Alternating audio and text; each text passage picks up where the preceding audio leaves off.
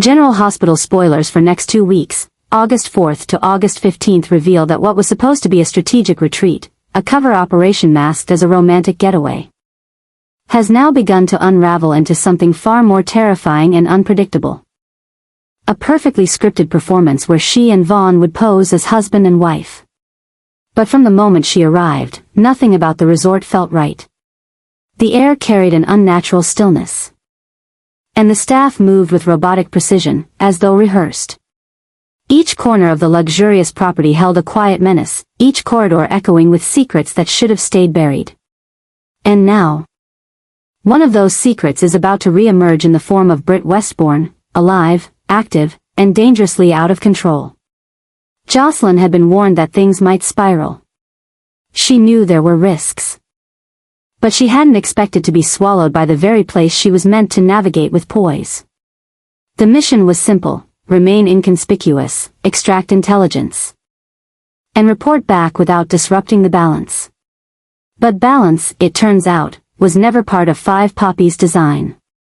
What she stepped into wasn't a neutral ground, it was a psychological trap.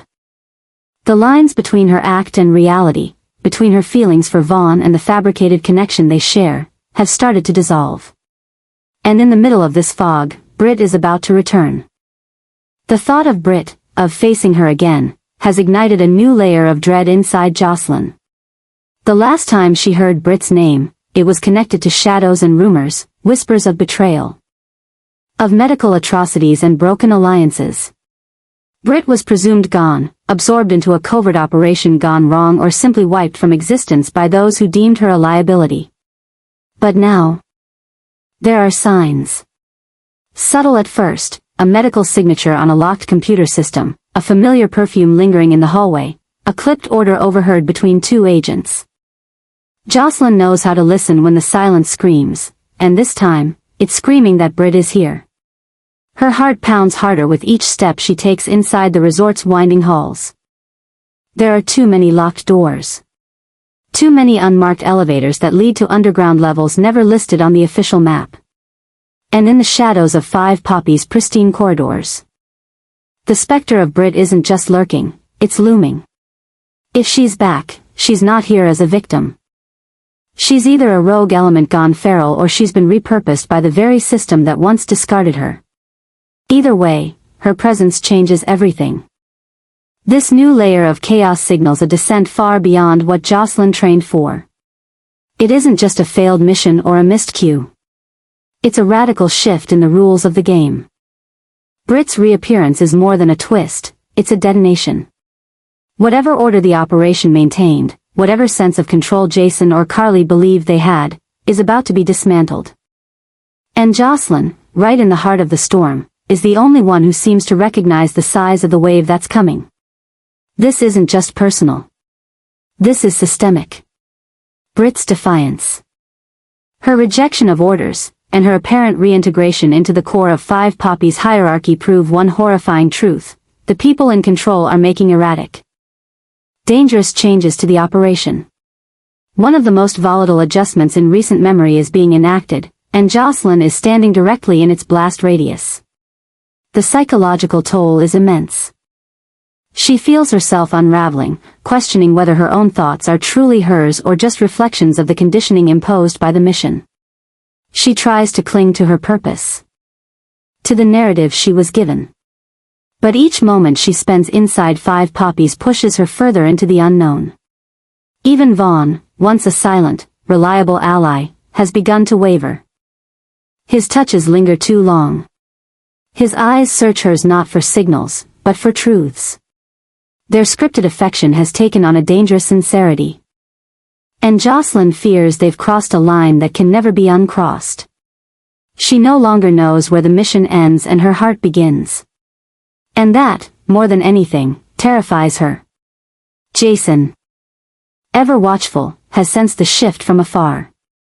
His suspicions about Britt's survival have drawn him toward Dalmatia. He's tracing clues with the precision of someone who knows how lies are layered. And if he finds Britt before Jocelyn is ready, if he learns about the duplicity within their own ranks, it could spark a reckoning that none of them are prepared to face. Britt's survival isn't just an anomaly.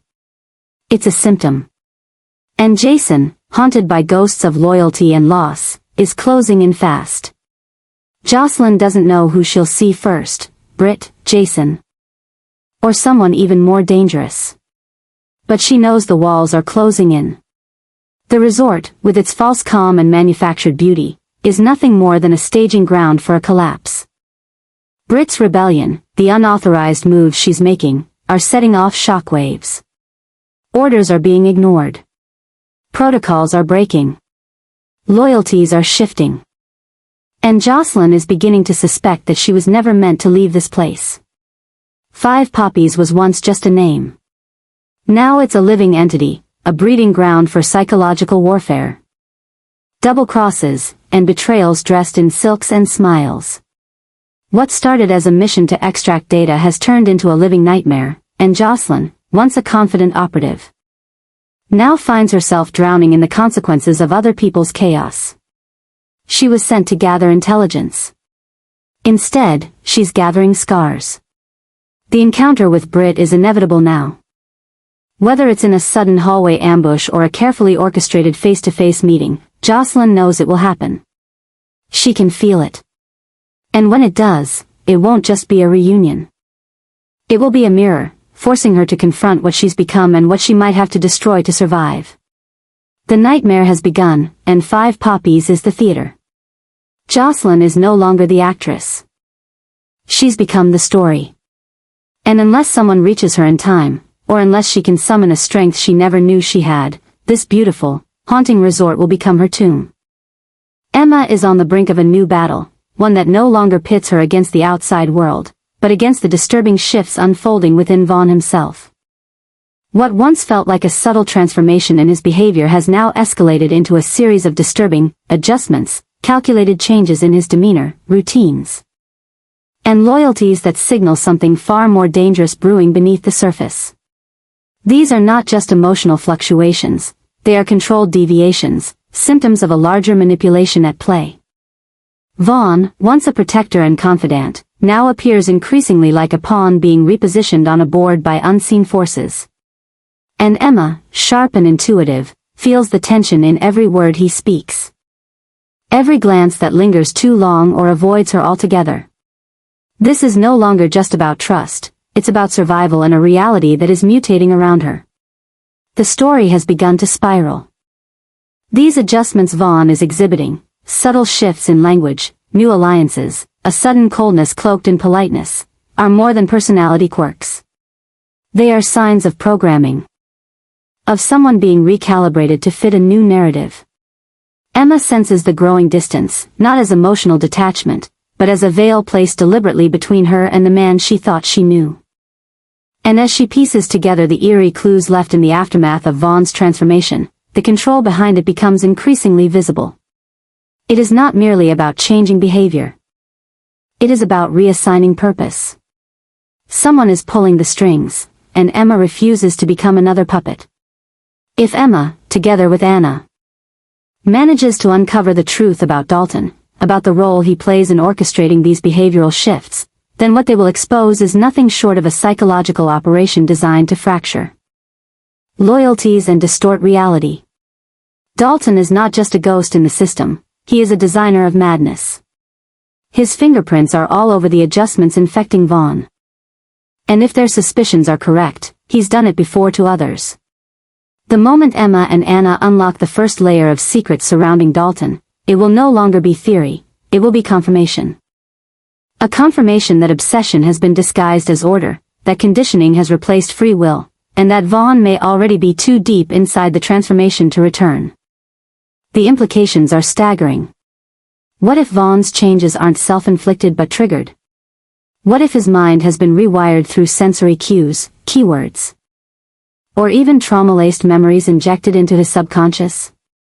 And if Dalton has used Vaughn as a prototype, how many others are wandering the corridors of Port Charles, unknowingly altered?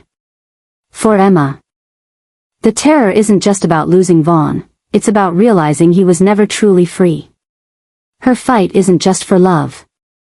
It's for autonomy, for the right to choose who she is and who she loves. It's for every victim manipulated in the name of control masquerading as order. This is a new kind of war, one where bullets are replaced with commands, and freedom is stolen through conditioning. Emma is ready to confront it head-on. The adjustments Vaughn exhibits are no longer abstract anomalies. They are symptoms of a system Emma is now determined to expose. The deeper she investigates, the more horrifying the truth becomes. This isn't just about Vaughn or Dalton, it's a blueprint for domination. And now that Emma has begun to see it, the system will do everything it can to silence her. But Emma Scorpio Drake has never been one to back down from a storm. She was raised by warriors and trained in resilience. Her clarity cuts through deception, and her resolve is steel-forged. With Anna by her side and the pieces of Dalton's network beginning to fall into place, Emma knows she's chasing something bigger than personal closure. She's hunting the architects of psychological warfare, and she's prepared to dismantle every illusion they've built. The road ahead is riddled with danger. Vaughn may be too far gone. Anna may find herself targeted. Dalton may be a step ahead. But for Emma, the time for hesitation is over. The adjustments have been identified, the control mechanisms exposed, and the obsession confirmed. The nightmare is real, and Emma is ready to face it. She won't stop until the truth is known, even if it means setting fire to everything Vaughn has become. ChatGPT de NOI. Christina is prepared to go further than ever before, reaching deeper into her personal resources and darker instincts, by offering Cody an additional $10,000 to continue seducing Ava. On the surface, it seems like a calculated move, another desperate play to control a narrative spiraling out of her hands. But underneath, this transaction reveals something far more dangerous. A new form of control that Christina herself is beginning to wield without fully understanding its consequences. What started as a favor, an emotional entanglement masked as loyalty, has evolved into a haunting obsession. This isn't about Cody anymore. This is about Christina's growing fixation on Ava, and the toxic desire to prove something, to herself, to her family. And most of all, to Molly. The seduction of Ava is no longer just a scheme. It has become a tool through which Christina asserts a distorted power, trying to reshape her world into something she can dominate. With each dollar she gives Cody, she's not buying compliance, she's feeding a monster of emotional chaos. One that's beginning to devour everything in its path. Cody, knowingly or not, is becoming a weapon. And Ava, caught in the middle of this unraveling web, is slowly being pushed into a psychological corner where trust is weaponized and intimacy is manufactured. As Cody turns up the charm under Christina's instructions, the air around them becomes thick with manipulation. But the consequences are not confined to just Ava and Cody. They are exploding into Christina's core relationships. At the center of this explosion is the volatile bond between Christina and Molly. What was once a sisterly rivalry built on misunderstandings and different worldviews has now erupted into full-blown tension, fueled by Christina's increasingly erratic actions. The pressure is mounting, and the emotional ground between them is fracturing with every move Christina makes. Molly, already emotionally raw from the trauma of losing her child and the complexities of Christina's failed surrogacy, now finds herself watching her sister spiral into something cold and calculating. The woman she once knew is slipping away, replaced by someone who uses money as leverage, obsession as strategy, and seduction as a weapon. Christina may tell herself it's all under control, that she's just guiding events to a conclusion where she wins. But in truth, she's no longer the one pulling the strings. The obsession has taken over. The idea of controlling Ava through Cody has grown far beyond the original plan. It's become a manifestation of Christina's desire to punish, to reclaim, and to dominate. This is about proving she matters. This is about revenge, not justice. And the more she tightens her grip, the more she risks losing everything, including the very identity she claims to fight for. The $10,000 is just a number. What it represents is far more terrifying. It's a transaction that signals how far Christina has fallen into the maze of her own making. A new idea has formed in her mind, one where she is the orchestrator of relationships, the puppeteer of emotions, the architect of power. But this illusion of control is cracking. The obsession is bleeding into every word, every gesture, every decision. The tension with Molly is no longer a background concern, it is now at the forefront. Threatening to ignite a war between sisters that neither will survive unscarred. As Christina digs herself deeper, she begins to sense that Ava is slipping through her control. Cody, though initially compliant, begins to question the morality of the task he's been assigned. Ava, sharp and intuitive, grows suspicious of the sudden intensity of attention and begins to see through the charm. And Molly, driven by a desperate need to protect what little she has left, starts to dig into Christina's finances, motives, and secrets. The stage is set for a confrontation of explosive proportions. The obsession that Christina once thought she could hide has now become the very force unraveling her. The new control she thought she had gained is revealed as nothing more than an illusion, an unstable construct built on emotional pain and unresolved resentment. What she's ignited with Cody and Ava may soon spiral beyond repair. And when it does, the fallout between her and Molly will not be a quiet rupture, it will be a public, devastating collapse that redefines both their lives. This isn't just about seduction. It's about identity, power, and the cost of obsession when it consumes the very people we love the most. Christina has chosen a path paved with manipulation and deception, and now every step forward leads her closer to a truth she can no longer avoid. The greatest enemy she faces isn't Ava or Molly, it's the mirror she refuses to look into. Drew is preparing to cross a line that once would have terrified him, a line between love and domination. Between devotion and obsession. In the shadow of his unraveling control, he's begun crafting a new idea, one that centers on reclaiming what he believes is rightfully his, Willow. But this time, the plan is darker, more deliberate. It's no longer about winning her heart with honesty or rebuilding trust, it's about strategically destabilizing her world. For Drew, the notion of attacking Willow emotionally, perhaps even psychologically, has taken root under the twisted banner of preserving what remains of their fractured love. He tells himself it's about protection, about preserving their bond. But the truth is far more dangerous. This is not love, it's possession masked as care, and it's spiraling out of control. The idea Drew now entertains is not about healing, it's about control. It's about inserting himself back into Willow's orbit in a way she cannot escape, not by choice, but by emotional coercion. The methods haven't yet been spoken aloud, but the implication is clear: create fear, confusion, uncertainty, and she'll have no choice but to turn back to him. This obsession has infected Drew's logic, blinding him to the damage he's already done. And now, with each passing day, he drifts further from the man who once valued truth and agency. What's left is someone consumed by the need to win, to manipulate, to remind Willow that her life was once his, and should be again. But he's not doing it alone. Liz, once a confidant and moral compass in Drew's life, is now being unwillingly dragged into this unfolding web of darkness. Drew approaches her under the pretense of seeking help, of wanting advice or insight into Willow's emotional state. But behind his words lies an unspoken motive: to recruit her, to make her complicit in something she doesn't yet fully understand. Liz, always trusting her instincts, begins to sense the unease almost immediately. Something about Drew has changed. His words are measured, but his energy is tense. He speaks of Willow not as a partner, but as a goal, as something that must be secured before it slips away.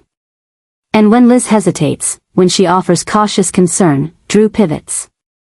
He reminds her of their shared past, their mutual losses, their years of navigating trauma. He manipulates that connection, trying to make her believe that helping him win Willow back is somehow a shared mission born from loyalty and care. The truth is, Liz is becoming a pawn in something far darker than she's ready to admit. She begins noticing patterns: Drew lurking near Willow's workplace, asking about her schedule, seeking information from those closest to her. He's no longer content to let fate decide their future.